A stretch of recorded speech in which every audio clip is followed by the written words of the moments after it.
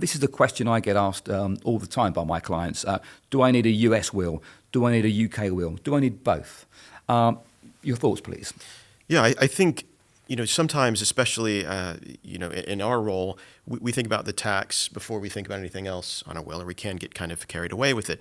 There are really two elements to will planning. There is the tax side, which we've talked to here and it's kind of driven the conversation, but also the non-tax side.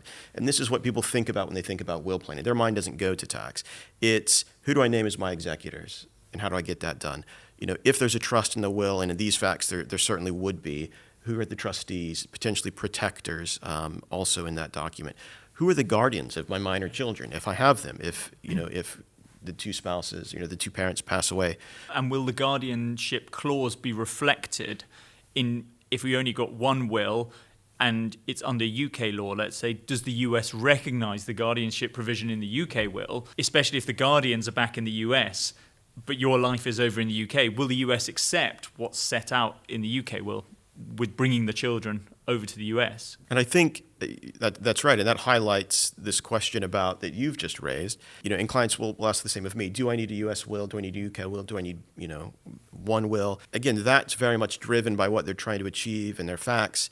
I think the takeaway, though, is that it can be any of those, right? And it can be one document. In many cases, you have one document because, the US and the UK have very similar laws when it comes to probate, although not identical.